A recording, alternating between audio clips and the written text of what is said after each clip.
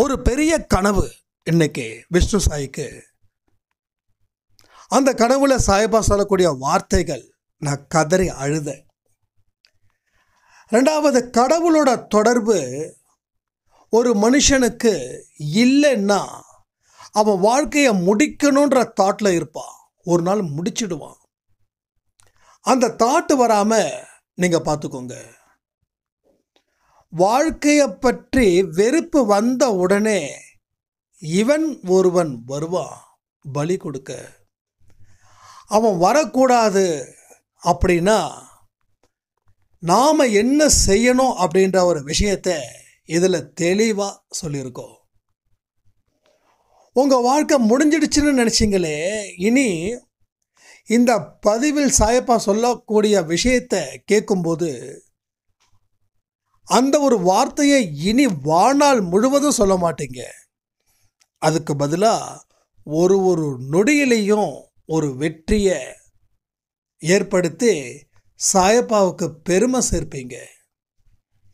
சாயப்பாவே உங்கள் முன்னாடி எப்படி என் கனவுல நின்று சில வார்த்தைகளை சொன்னாரோ, அவர் இன்று இரவு உங்கள் கனவிலும் நிச்சயமாக வருவார்.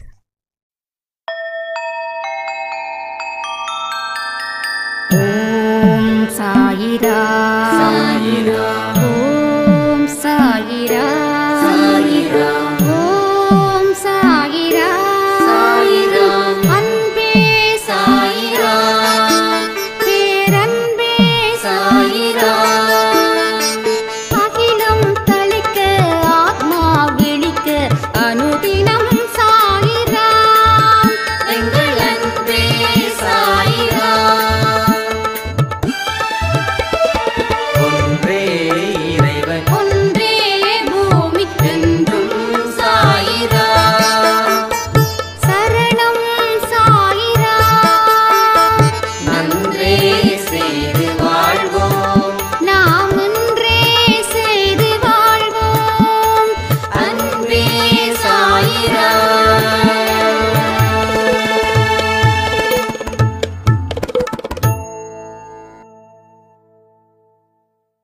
சாயிரா, என் உயிரின் உயிரானவர்களே, நீங்கள் உங்கள் வாழ்க்கையில் இருக்கக்கூடிய ஒரு நொடியையும் சாயப்பாவுக்கு அர்ப்பணியுங்கள்.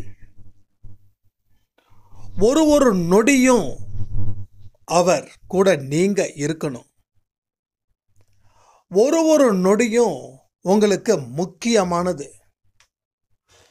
நீங்கள் அவர் கூட மனதார கலந்து இருக்கணும். ஸோ அப்படி இருக்கும்போது நாம் செய்யக்கூடிய ஒரு விஷயமும் அது நமக்கு நல்லதாகவும் அது நமக்கு புண்ணியத்தை சம்பாதிச்சு கொடுக்கறதாகவும் மட்டும்தான் அது இருக்கும். உங்கள் கவலைகள், உங்கள் குழப்பங்கள் அத்தனையும் நிச்சயமாக தீரும் நீங்கள் சாயப்பா கிட்ட மனதார இருக்கும்போது. கவலைகள் இல்லாத ஒரு வாழ்க்கையை வாழணும் அப்படின்னு ஆசை நிறைய மனுஷங்களுக்கு இருக்கு. ஆனால் எப்படி வாழறதுன்னு தான் தெரியல. காசு இருக்கிறவங்க இல்லாதவங்க அத்தனை பேருக்கும் கவலை இல்லாத வாழ்க்கை வாழ்ந்தா போதுன்னு நினைக்கிறாங்க. ஒரு ஏழையாக இருக்கிறவங்க கூட பணக்காரர் ஆகணும்னு ஆசைப்படலை. கவலை இல்லாமல் இருக்கணும், நிம்மதியாக இருக்கணும், அப்படி இருந்தால் போதும் அப்படின்னு நினைக்கிறவங்க தான் அதிகம். ஸோ இங்கேயும் அப்படி தான், நம்ம அன்பே சாய் குடும்பத்திலையும் அப்படி தான். ஒரு 25% வேணால் ஓகே, பணம் இருந்தால் நல்லாயிருக்கும், எல்லாமே சாதிச்சிடலாம் அப்படின்னு நினைக்கிறவங்க. ஆனால் மீதி இருக்கக்கூடிய 75% நிம்மதியாக வாழணும்ப்பா, கவலை இல்லாமல் வாழணும்ப்பா. ஏன்னா நீங்கள் என்கிட்ட சொல்கிறத தான் நான் இங்கே பதிவில் சொல்கிறேன். அப்போ எல்லா மனுஷனுக்கும் கவலை இல்லாத வாழ்க்கை, ஆனால் எப்படி வாழ்வதுன்றது தான் இங்கே புரியல. அப்போ புரிஞ்சிருச்சுன்னா கவலைகளை நாம் முதல்ல குறைக்கலாம். அதுக்கப்புறமா கவலை இல்லாத வாழ்க்கையை வாழலாம். அப்போ நிறைய பேருக்கு இன்னொரு கன்ஃபியூஷன்ஸ் என்ன தெரியுமா? அப்போ சந்தோஷம் மட்டும்தான் இருக்குமா? அப்போ நம்ம லைஃப்பில் நிறைய விஷயத்தை எப்படி தப்பாக புரிஞ்சு வச்சுருக்கோம் அப்படின்றது இப்போ உங்களுக்கு புரிஞ்சிருக்கா?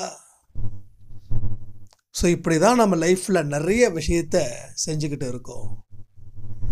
சந்தோஷமாக இருந்தால் கவலைகள் இல்லாத வாழ்க்கையை வாழ முடியும் அப்படின்னு நாம் தப்பான ஒரு வாழ்க்கையை நினச்சிக்கிட்டு இருக்கோம். தப்பான ஒரு நினைப்பை நினச்சிக்கிட்டு இருக்கோம். அப்போ எல்லா விஷயத்தையும் நாம் பல விதத்திலையும் யோசிக்கும் போது தான் புத்தி, அதில் கிடைக்கக்கூடிய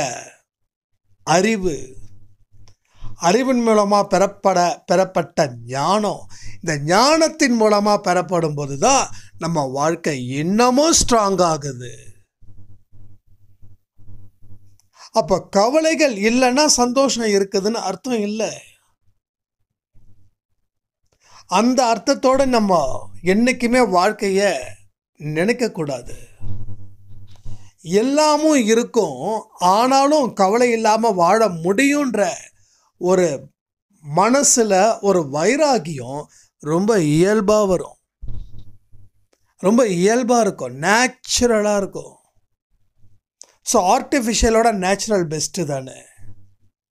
நம்ம என்னதான் தைரியமான மனுஷங்களாக நினச்சாலும் அந்த சந்தர்ப்பம் சூழ்நிலை வரும்போது அப்பையும் நம்ம தைரியமானவங்களாக இருக்கிறோமான்றது கேள்வி. இந்த கேள்விகளுக்கு பதில்களை உங்களால் சொல்ல முடிஞ்சால் சொல்லுங்கள். ஸோ ஆர்டிஃபிஷியலாக நம்ம சந்தோஷமாக இருக்கிறோம், ஆனால் நிஜத்தில் சந்தோஷமாக இருந்தால் எப்படி இருக்கும்? நான் சில நேரத்தில் யோசிச்சு பார்ப்பேன். சாய்ப்பா வர்றதுக்கு முன்னாடி அப்போது என்ன யோசிப்பேன்னா, நாம் எல்லாருக்கிட்டேயும் ஹாப்பியாக இருக்கிற மாதிரி, பெருசாக நம்மக்கிட்ட எந்த குறையும் இல்லாத மாதிரி, துன்பம் நமக்கு இல்லாத மாதிரி, ஒரு குபீர் சிரிப்பு, என்னை விட சந்தோஷமான ஆள் உலகத்திலே இல்லை அப்படின்னு காட்டக்கூடிய ஒரு தோரணம், இது எல்லாத்தையும் நான் மெனக்கெட்டு பண்ணுவேன். அது சக்ஸஸ் ஆகும். நிறைய பேர் என்கிட்ட கேட்பாங்க, எவ்வளோ சந்தோஷமாக எவ்வளோ ஹாப்பியாக இருக்க, உனக்கு மட்டும் எப்படி இவ்வளோ வெற்றி கிடைக்குது அப்படின்னு. ஆனால் உள்ளுக்குள்ளே நான் அழுவுறது வெளியில் காட்டிக்க மாட்டேன். ஏன்னா அப்பையிலேருந்து எனக்கு இந்த பரிதாபத்தை தேடுறது பிடிக்காது. அதுக்காக அதை நான் சரின்னு சொல்ல மாட்டேன்.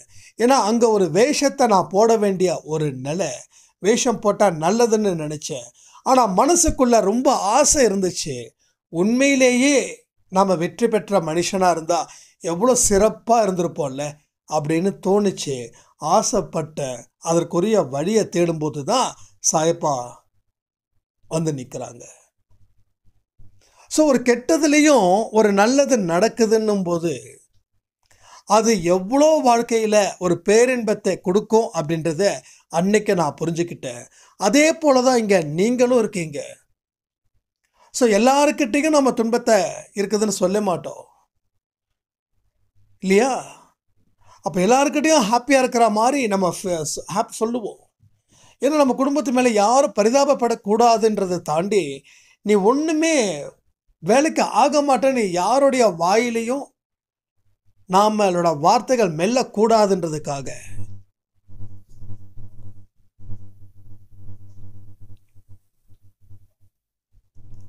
அப்போது நமக்குள்ள ஒரு சந்தோஷம் இருக்கும். உண்மையிலே நமக்கு இப்படி சந்தோஷமாக இருந்துச்சுன்னா, இந்த நடிப்பு இல்லாமல் ரியல்பாக இருந்தால் எப்படி இருக்கும்னு. அதான் ஆர்டிஃபிஷியலுக்கும் நேச்சுரலுக்கும் இருக்கக்கூடிய டிஃப்ரெண்ட். ஆனால் இன்னைக்கு நாம் நேச்சுரலாக இருக்கிறோம். இதில் நாம் சந்தோஷமாக தான் இருக்க முடியும். ஏன்னா உண்மையாகவே நம்ம சந்தோஷமாக இருக்கிறோம்.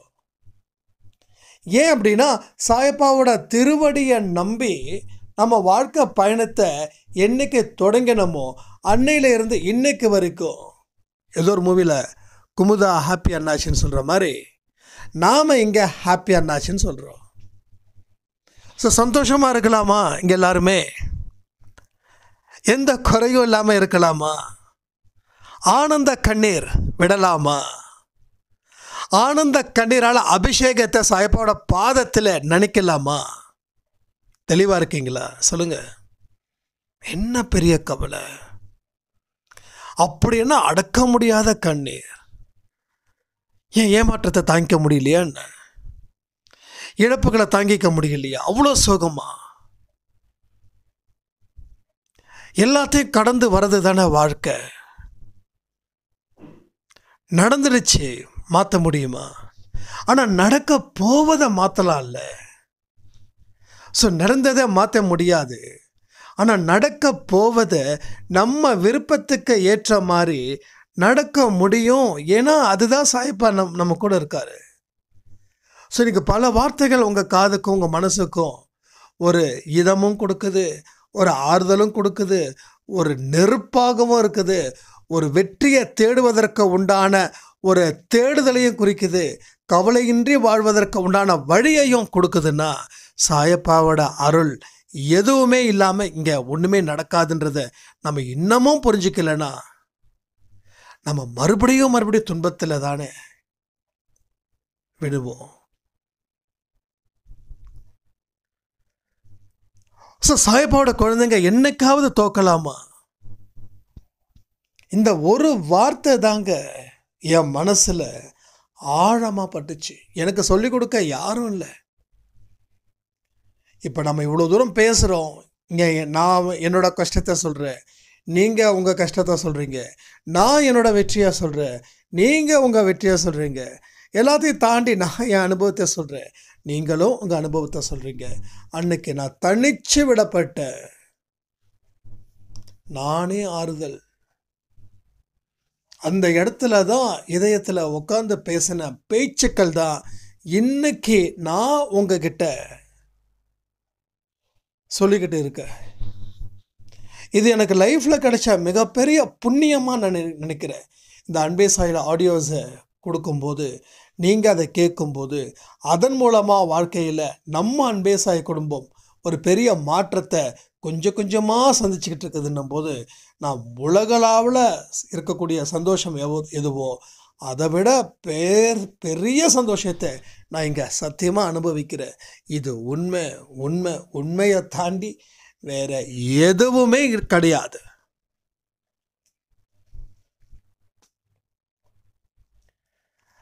அப்போ பல துன்பங்களை கடக்கும்போது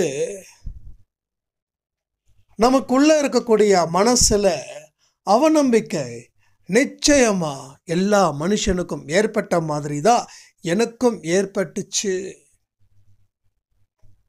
நான் தான் சொல்கிறேனே, வாழ்க்கையை முடிச்சுக்கலான்னு சொல்லி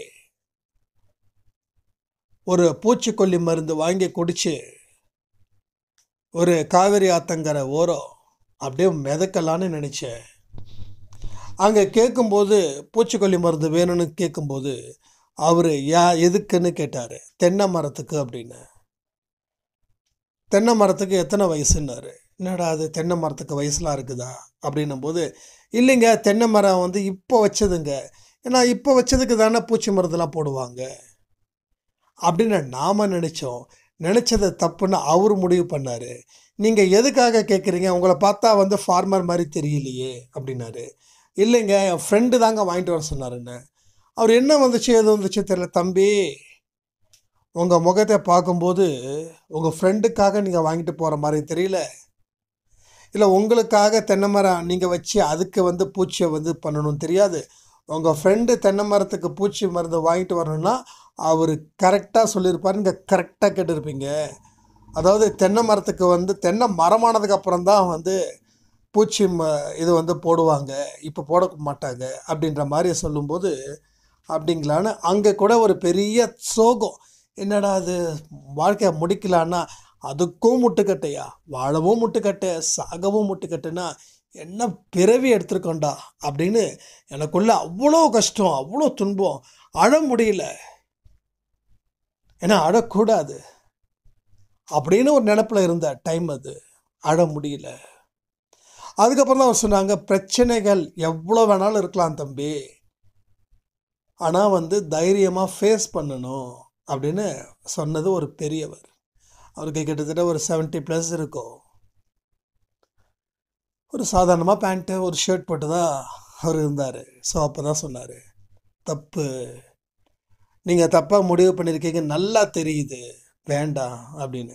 அதுக்கப்புறம் நடந்து வீட்டுக்கு வந்து அதுக்கப்புறம் யோசித்து, என்னடா இது வாழ்க்கை, சரி ஓடு, என்னமோ இதுக்கு மேலே என்ன வந்தாலும் ஏற்றுப்போம், அது வாழ்வோ சாவோ பார்க்கட்டும்.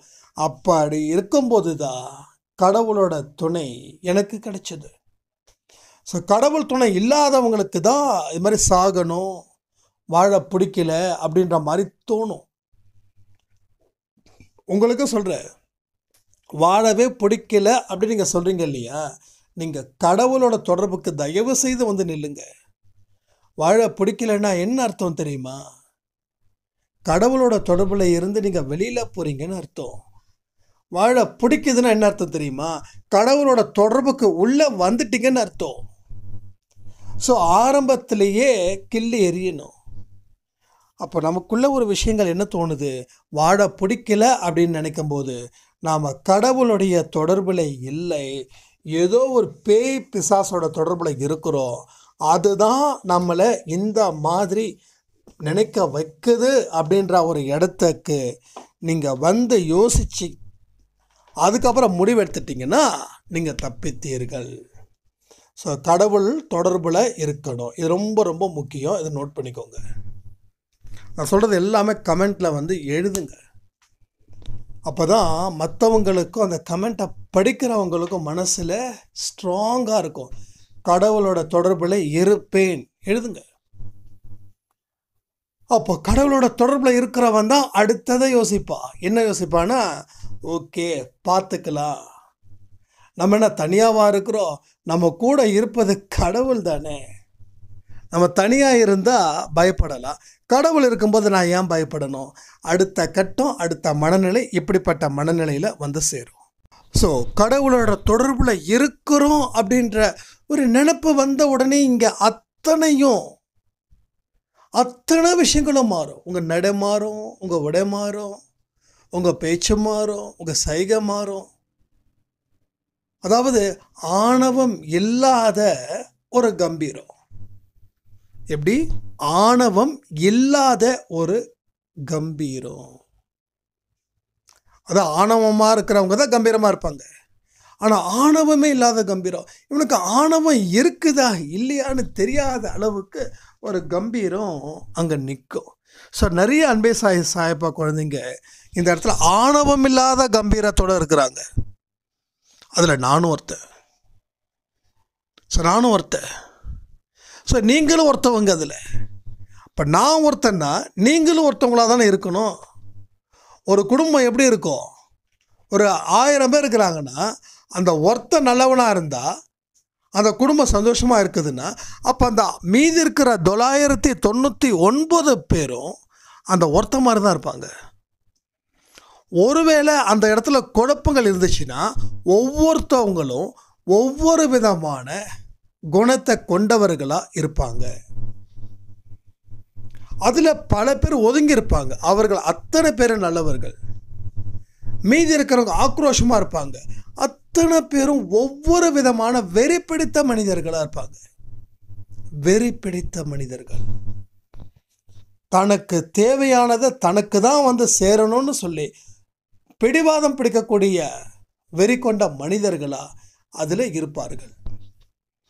இப்போ நம்ம அன்பே சாய் குடும்பத்தில் இருக்கிறவங்க அத்தனை பேரும் பார்த்தீங்கன்னா அவ்வளோ அழகு, ரொம்ப அழகு. அன்பே சாய் குடும்பத்தில் இருக்கிறவங்க அத்தனை பேரும் அழகு. ஏன்னா குணத்தில் அவ்வளோ அழகாக இருக்கிறதால அவங்க பேச்சு, அவங்களுடைய வார்த்தைகள் அத்தனையுமே கடவுள் சம்பந்தப்பட்டதாக இருக்கிறதால அந்த இடத்துல ஒரு அழகு இருக்குது. நம்ம உருவத்தை வச்சு அழகுன்னு சொல்லலை, மனசில் இருக்கக்கூடிய குணத்தை வச்சு அதை நம்ம அழகுன்னு சொல்கிறோம். ஸோ முன்னாடி படபடப்பாக இருந்த சாய்ராம் சார் எனக்கு தெளிவாக கிளியராக அடுத்தது என்னன்னு கேட்குற அளவில் இருக்காங்க. ஸோ படபடப்பாக வந்தவங்க 1-2 பேர் கிடையாது அன்பே சாயில். எனக்கு தெரிஞ்ச வரைக்கும் 1000க்கு மேலே சொல்லலாம். ஏன்னா 2019 இருந்து நம்ம வந்து இந்த ஆடியோவை கொடுத்துட்ருக்கோன்னா அப்போ எத்தனை பேர் 1000க்கு மேலே. அதே போல் வெற்றி அடைஞ்சவங்களும் 1000க்கும் மேலே. வெற்றி அடைய போகிறவங்களும் 1000க்கு மேலே. இப்போ எப்படின்னா ஒவ்வொரு வருஷமும் ஒரு பேட்ச் வர மாதிரி நான் நல்லா ஃபீல் பண்ணுறேன். ஒரு வருஷமும் ஒரு பேட்ச், அந்த பேட்ச் வருது, ப்ராப்ளத்தை வந்து பேசுகிறாங்க, நாம் ஆடியோ கொடுக்குறோம், அதில் அவங்க கண்டினியூ பண்ணுறாங்க, அடுத்தடுத்தடுத்துக்கு போகிறாங்க. ஆனால் தொடர்ந்து அன்பை சாயில் இருக்கிறாங்க. ஆனால் தொடர்ந்து பிரச்சனைகளை பற்றி சொல்கிறது கிடையாது. அவங்க வாசத்தில் ஒரு நாள் ஆடியோ கொடுத்தாலும் சாயப்பாவோட புண்ணியத்தில் பிளெஸ்ஸிங்கில் நான் நல்லா சிறப்பாக இருக்கேன்னு சொல்கிறவங்களும் நிறைய இருக்காங்க. அப்போ ஒரு பேட்ச். அப்போ இந்த வருஷம் எத்தனை பேட்ச் வருதுன்னு தெரியல, இது வரைக்கும் வரல. பட் பிப்ரவரி மார்ச்லலாம் பீக்கில் போகும். அதுக்கப்புறம் மே ஜூன் ஜூலை ஆகஸ்ட் எல்லாமே பிரச்சனைகளை ஃபேஸ் பண்ணுவாங்க. ஆடியோஸ் நிறைய கொடுப்பாங்க தனிப்பட்ட முறையில், நாமளும் நிறைய பேசுவோம். அதுக்கப்புறம் அக்டோபர் நவம்பர் டிசம்பரில் கொஞ்சம், அதாவது மேலே ஏறி தான் ஒரு பிரச்சனை கீழே தீரும். இது வந்து எனக்கு நான் 100% நம்புறது இதுதான். ஒரு ப்ராப்ளம் வருதுன்னா அது சின்னதாக இருக்கும்போதே சால்வ் ஆகாது, அது ஹை லெவலில் போயிட்டு அதுக்கப்புறமா கொஞ்சம் கொஞ்சமாக வந்தால் தான் அந்த பிரச்சனை தீருதுன்னு அர்த்தம். சட்டுன்னு பிரச்சனை தீருதுன்னா மறுபடியும் சட்டுன்னு வெடிக்குன்னு அர்த்தம். ஓகேவா? ஸோ இதெல்லாம் வந்து இது என்னுடைய அனுபவத்தில் மட்டும் நான் பேசலை. ஏன்னா என்னுடைய அனுபவத்தில் மட்டும் பேசுனா நான் பைத்தியக்காரன். இது எனக்கு இருக்கிற மாதிரி தான் இங்கே பல விஷயங்களும் நடக்குது. அப்போ தான் யோசிக்கும் போது தான் எல்லாருக்கும் ஒரு ஹை லெவலில் பிரச்சனைகள் வந்ததுக்கப்புறம், எனக்கு காலையில் கொடுத்த ஆடியோ கூட அதான் நான் சொல்லியிருக்கேன். ஸோ பிரச்சனைகள் அதிகரிக்கும், துன்பம் அதிகரிக்கும், அவமானமும் அதிகரிக்கும். ஏன் அதிகரிக்குதுன்னா அதெல்லாம் முடிவுக்கு கொண்டு வரணும்னா அதிகரித்து தான் கீழே இறங்கணும். அதிகரிக்காமல் இறங்காது, அப்படி காணாமலும் போகாது. எப்படி காணாமல் போகும்? காணாமல் போயிடுமா? அது நம்ம கூட தான் இருக்கும், நம்ம நிழல் மாதிரி. அது சரி, நைட்டில் நிழல் தெரியாதுன்றதுக்காக நிழல் இல்லைன்னு ஆகிட முடியுமா? ஸோ மறுபடியும் பகலில் வரும். நான் என்ன சொல்கிறேன்னா, எப்போல்லாம் உங்கள் கர்மா உக்கரத்தில் இருக்குதோ அப்போல்லாம் எட்டி பார்க்கும். எப்போல்லாம் உங்கள் நல்ல செயல்களுக்காக நீங்கள் வந்து அடுத்த கட்ட வாழ்க்கையை வாழ்கிறீங்களோ அப்போல்லாம் அது எட்டி பார்க்காது. அதுக்காக அது இல்லைன்னு ஆகிடாது. அது உயிரோடு இருக்கிற வரைக்கும் தொடர்ந்து இருக்கும். நாமளும் உயிரோடு இருக்கிற வரைக்கும் கடவுளோட பலத்தை வச்சு அதை நாம் முறியடிக்கணும். இதுதான் சேலஞ்ச். வாழ்க்கையில் சேலஞ்ச் பண்ணுறது நமக்கு பிடிக்காதா என்ன சொல்லுங்கள்? ஒரு 20-25 வயசில் எப்படி சேலஞ்ச் பண்ணோம்? ஏன் இப்போ சேலஞ்ச் பண்ணுறதுக்கு பயப்படுறீங்க? ஏன்னா பல எதிர்மறை எண்ணங்களை மனசில் விதைச்சதால் சேலஞ்ச் பண்ண முடியல. ஒருவேளை விதைக்காமல் இருந்திருந்தால் இன்றைக்கி நீங்கள் தான் நம்பர் 1. கரெக்டாக இல்லையா? நீங்கள் சொல்லுங்கள்.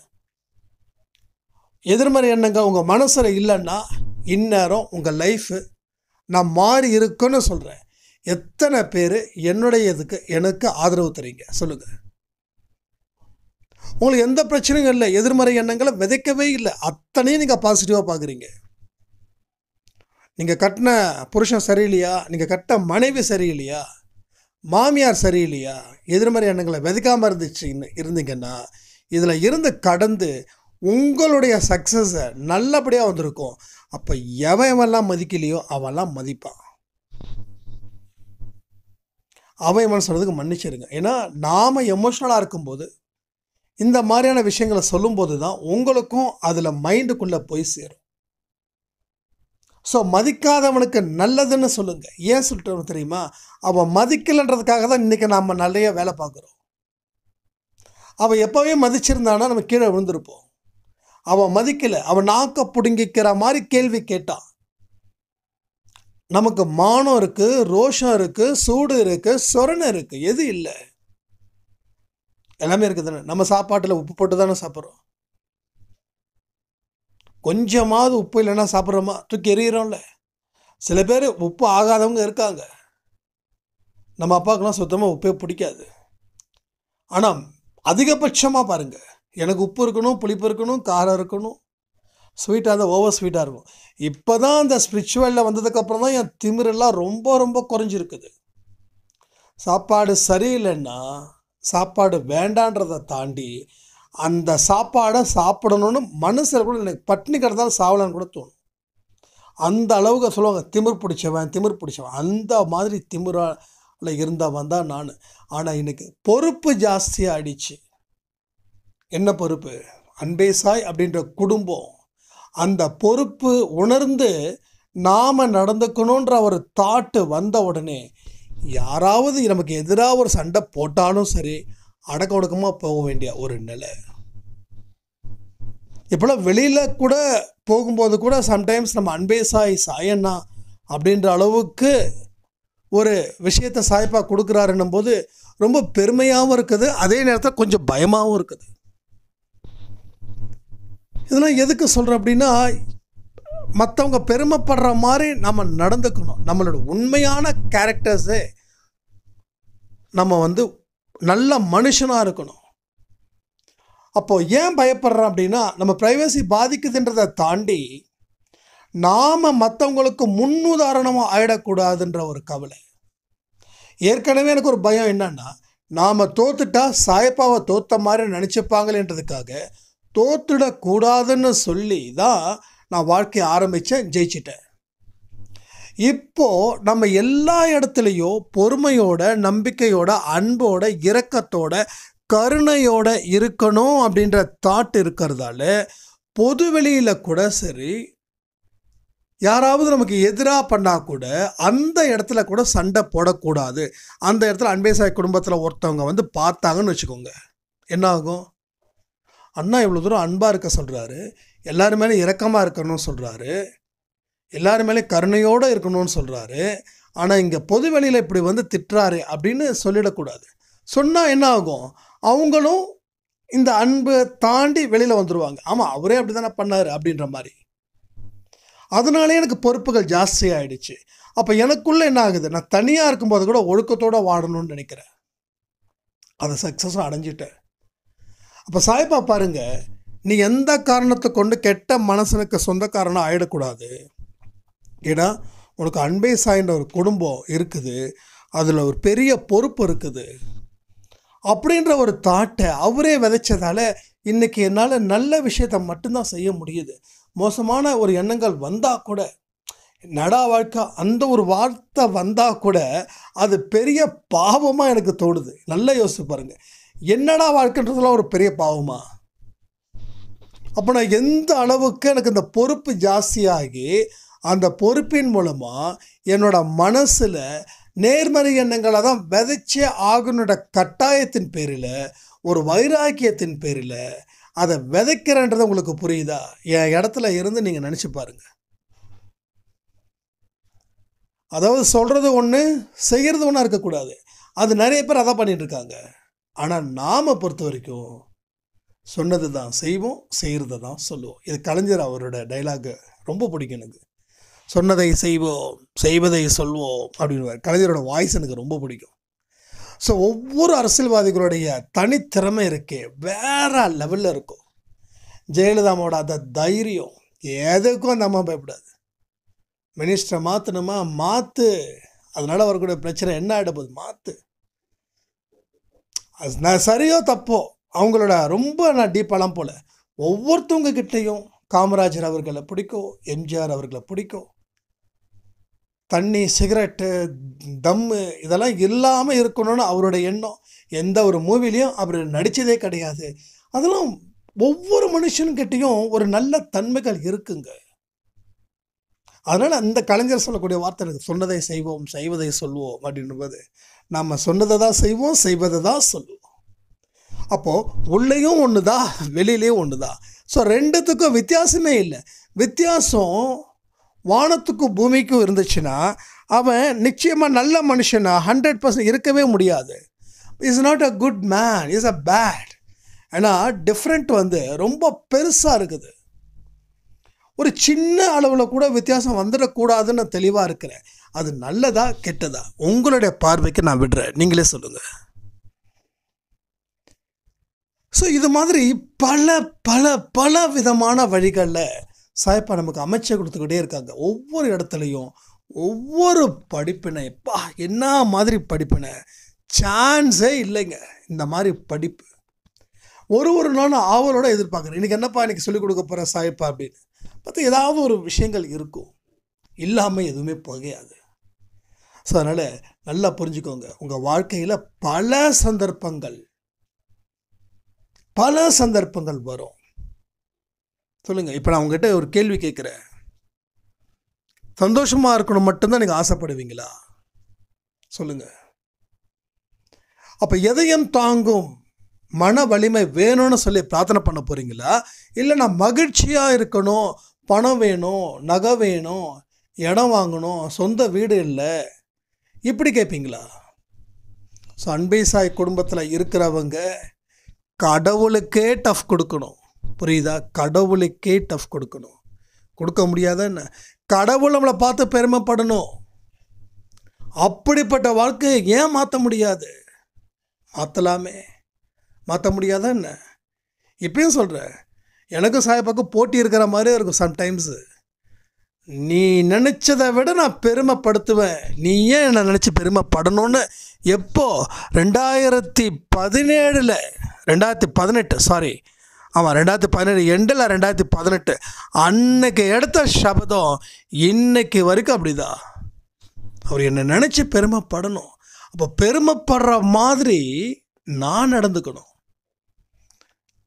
யாரையும் எந்த இடத்துலையும் கவலைப்படவே கூடாது.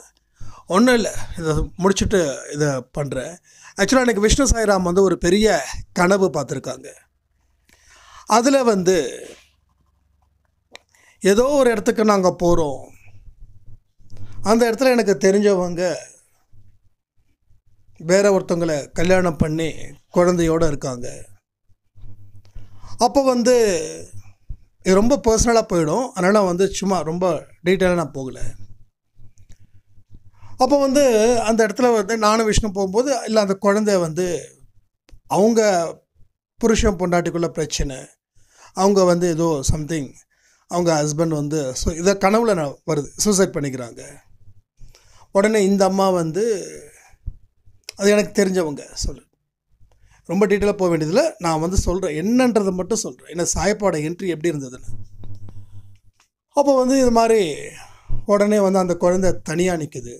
நான் விஷ்ணு சாய்கிட்ட சொல்கிறேன், இல்லை அந்த குழந்தை நம்ம எடுத்துக்கலாம், ஏன்னா இந்த குழந்தையோட அப்பாவும் சூசைட் பண்ணி இறந்துட்டு போயிட்டாங்க. ஸோ இந்த குழந்தையோட அம்மாவும் சிக்கலில் இருக்காங்க. அவங்க ஒட்டுமொத்தமாக அந்த ஊரே அந்த குடும்பத்தை எதிர்க்குது. இந்த குழந்தை என்ன தப்பு பண்ணும், இந்த குழந்தைய நம்ம எடுக்கிறோம் அப்படின்னு நான் சொல்கிற மாதிரியும், விஷ்ணு சாய் சரி ஓகே குழந்தைய எடுத்துக்கலாம் அப்படின்ற மாதிரி எடுத்துகிட்டு நேராக ஊருக்கு வரோம். அது நம்ம பிளேஸுக்கு வரோம். நம்ம அந்த பிளேஸ்க்கு வந்ததுக்கு அப்புறம் குழந்தைய நம்ம வீட்டில் எல்லோரும் இருக்காங்க. இது மாதிரி இன்னாரோட குழந்தைன்னு சொல்கிறோம். எல்லாருமே எதிர்ப்பு, ஏன் ஏன் அப்படின்னு சொல்லி. அப்போ விஷ்ணு சாய் சரி கொஞ்சம் வெளியில் போயிட்டு வரலாமா, ரொம்ப ஒரு மாதிரி டிஸ்டர்ப்டாக இருக்குதுன்னு சொல்லி நானும் விஷ்ணு சாயும் காரில் போகிறோம். அந்த இடத்துல ஒரு டைடல் பார்க் இருக்குது. இந்த இடத்துல டைடல் பார்க் இருக்குது. அந்த டைடல் பார்க் சின்ன பிளாட்ஃபார்ம் மாதிரி இருக்கும். காரை அங்கே நிறுத்துகிறோம். அங்கே நானும் இந்த பக்கம் உட்காந்துருக்கேன், கொஞ்சம் கேப் விட்டு விஷ்ணு சாய் உட்காந்துருக்காங்க.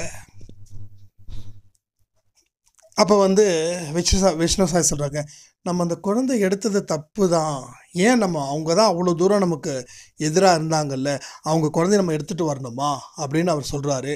இல்லை அந்த குழந்தை என் குழந்தை, இனிமே அதை பற்றி பேசாதன்னு சொல்லும்போது அப்போ தான் எனக்கு இப்போ உடம்பு புல்லரிக்குது. இன்னைக்கு காலையில் விஷ்ணு சாய் பார்த்த கனவு. உடனே சாய்ப்பா வராரா.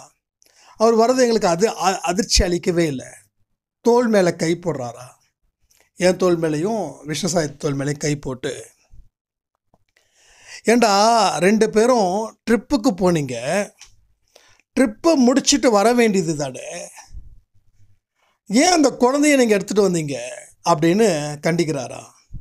உடனே நான் சொல்கிறேன்னா, இல்லை அது எப்படி விட முடியும், விட முடியாதுன்னு சொல்லி நான் சாயப்பா கிட்டே சண்டை போடுறேன்னா, உடனே அவர் சொன்னாரா, அதனால் இந்த மனசால் தாண்டா நீங்கள் உட்காந்துருக்கிற, நீ இந்த மனசு தாண்டா உனக்கு காரணமாக அமையுது எல்லா நல்ல விஷயத்துக்கும். இந்த மனசை வச்சுக்கிட்டு தானே உனக்கு இத்தனை விஷயத்தை நான் கொடுக்குறேன் அப்படின்னு சொல்லும்போது என் கண்களில் கதறி அழுத ஒரு இப்போயே என் கண்ணு கலங்குது. அவர் இந்த அளவுக்கு சொல்லுவாருன்னு சத்தியமாக நான் எதிர்பார்க்கல. இந்த மனசு தாண்டா உன்னை நான் இந்த அளவுக்கு கொடுக்கறதுக்கு நான் காரணம், இந்த நேரத்துலேயும் இந்த மனசோட நீ இருக்கிறியே அப்படின்னு சொல்லி என்னை தட்டி கொடுத்துட்டு வந்த வழி போயிட்டாரா. அப்போ நம்ம மனசில் யார் நம்மளை வெறுப்பாக தூக்கி எரிஞ்சாலும் அவங்கள நம்ம வெறுக்கவே இல்லை. எங்கே இருந்தாலும் நல்லா இருக்கணுன்ற ஒரே ஒரு வாழ்த்து மட்டும்தான், ஒரே ஒரு வாழ்த்து மட்டும்தான். ஏன்னா அப்போ தான் தெரியுது இது நம்மால் ஆகலை, இது நம்மால் ஆகலை.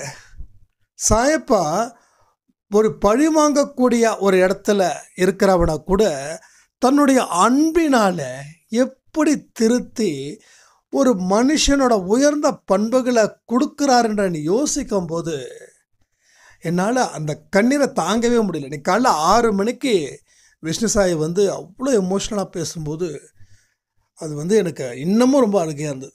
ஸோ அந்த நிலைமை யாருக்கும் வந்துடக்கூடாது. சாய்பாட்ட தான் பிரார்த்தனை பண்ணேன். சாய்பா தயவு செய்து சரி யாருக்கும் எந்த விதமான பிரச்சனைகளும் கஷ்டங்களும் துன்பங்களும் வரவே கூடாது. யாராக இருந்தாலும் பிரிஞ்சவங்க பிரியாதவங்க அத்தனை பேர் சந்தோஷமாக சீர சிறப்பமாக இருக்கணும்னு சொல்லி பிரார்த்தனை பண்ணேன். ஏன்னா நாம் என்றைக்குமே சரி நாம் சாயப்பாவோட குழந்தைங்க, அதில் மாற்றமே இல்லைன்னு சொல்லி இந்த பதிவை நான் முடிக்கிறேன். ஜெய் சாய்ராம்.